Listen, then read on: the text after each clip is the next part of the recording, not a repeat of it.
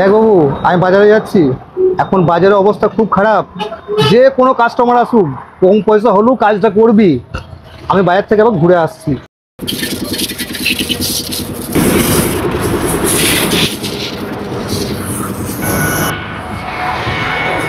কি বাইকটা হয়ে গেছে তো?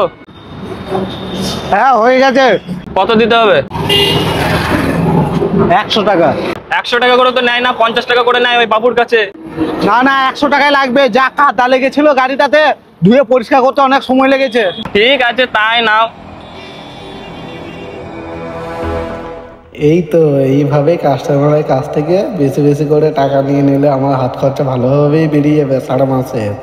এরপর থেকে আমি এইভাবে সবার কাছ থেকে বেশি বেশি করে টাকা নিয়ে নেব। ভাই, বাইকটা একটু প্রবলেম করছে। হ্যাঁ যাই যাই। কি হয়েছে বাইকটা? এই গাড়িটার ব্রেকটা লুজ আছে, ঠিক আছে? মানে ব্রেক মারছি, ব্রেকটা ধরছে না ঠিকভাবে। আর যখন তখন স্টার্ট বন্ধ হয়ে যাচ্ছে, আর স্টার্ট সেলফ দিলে সেলফটা ভালোভাবে কাজ করছে না। ওগুলো ঠিক করে দাও, ঠিক আছে? ঠিক আছে। কতক্ষণ সময় লাগবে? করে দিচ্ছি, 10-15 মিনিটের মতো করে দিচ্ছি। ঠিক আছে।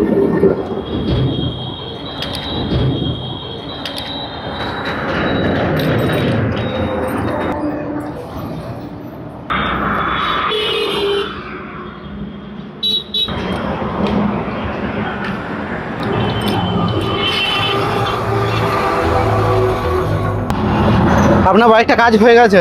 কত পয়সা দিতে হবে? ওই 150 টাকা মতো হয়েছে আপনার। 150 টাকা? সে আবার কি করে হয়? আরে দাদা, আপনার ব্রেকটা কাজ করছিল না, ওই খুলে ব্রেক শুটা পাল্টালাম, দেখলেন না নাকি?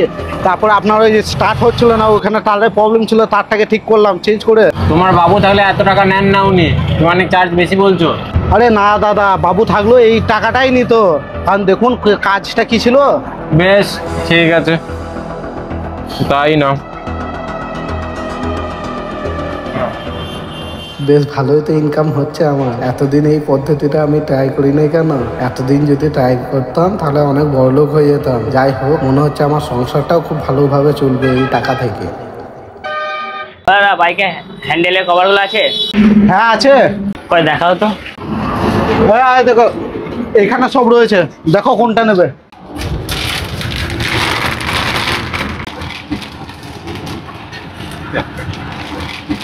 এই ব্লুটা কত দাম? ভাই এখানে যা নিবি সব 100 টাকা। না দাদা, এগুলো তো 50 টাকা করে বিক্রি হয়। আরে না ভাই, এই মালগুলো হচ্ছে ভালো কোয়ালিটি, আর বাকি যেসব দোকানে বিক্রি হয় না ওইগুলো হচ্ছে কম দামি। সেই জন্য তোকে বললে হয়তো 50 টাকায় পেয়ে গেছিস, কিন্তু এইগুলো 100 টাকা করেই দাম। ঠিক আছে তাই দাও। বাহ, এরকম মালিক যদি প্রতিদিন আমাকে দোকান ছেড়ে চলে যায় তাহলে তো বেশ ভালোই হবে। বাবু কটা কাস্টমার হলো রে? বাবু 2টো কাস্টমার হয়েছিল। ক টাকা হয়েছে বাবু? ওই 100 টাকা হয়েছে। একজনে ওই যে হ্যান্ডেল কভার বিক্রি করেছে, আর একজনে গাড়ি ধুতে এসেছে। 100 টাকা? এত নর্মাল বাজার? আমি আর কি করব বলো বাবু, যদি না বাজার হয়, কাস্টমার না এলে। বেশ ঠিক আছে, আর কি করা যাবে।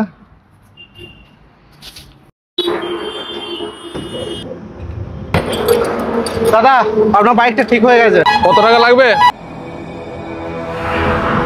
দাদা ওই 120 টাকা মতো হয়েছে। এত টাকা তো তোমার বাবু নেয় না ভাই, তুমি তো একটু বেশিই বলছো।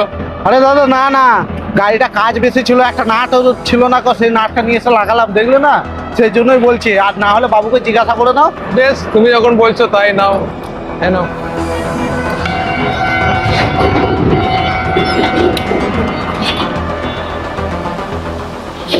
হ্যালো, হ্যাঁ কি বলছো কি?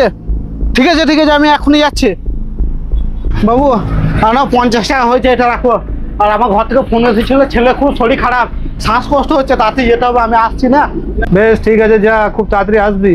হ্যাঁ বাবু হ্যাঁ, আমি তাড়াতাড়ি চলে আসবো, ডাক্তার দেখিয়ে চলে আসবো।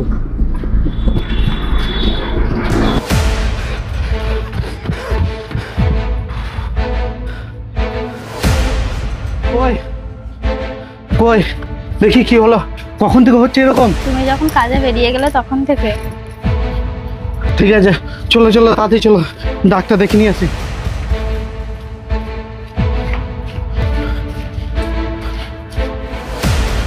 ওই এসো তাড়াতাড়ি।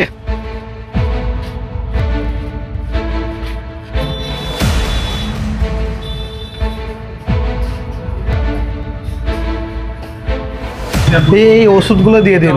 হ্যাঁ, এই ওষুধগুলো কি সব 1 মাসের দিয়ে দেবো? হ্যাঁ হ্যাঁ ঠিক আছে, দিচ্ছি।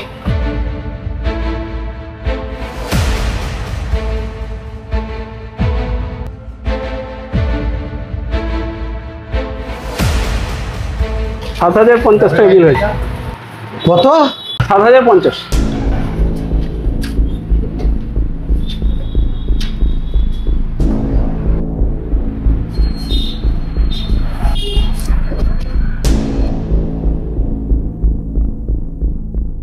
কি দেখতে পেলেন তো, অন্যের হক অথবা অন্যের অর্থ মেরে খাবার সাজাটা কি পেল? কি ভাবছেন? এরকম আমরাও বেশ কিছু মানুষ আছি যারা অন্যের হক মেরে অনেক সময় খুশি হয়। আমরাও ভাবি যে খুব তাড়াতাড়ি বড় লোক হব, সংসারটাও চালিয়ে নেব। কিন্তু না, আপনি যাই ভাবুন না কেন, আল্লাহ, ভগবান, গড, নেচার, কেউ তো একজন আছেন যিনি আপনার কর্মের ফল ঠিকই ওইভাবে আপনাকে একদিন ফিরিয়ে দেবেন। অসৎ পথে ইনকাম করলে ওই টাকাগুলো ওইভাবেই নষ্ট হয়ে যাবে। তাই বলবো, অন্যের হক মেরে খাবেন না, অসৎ পথে উপার্জন করবেন না, সুখী হতে পারবেন না।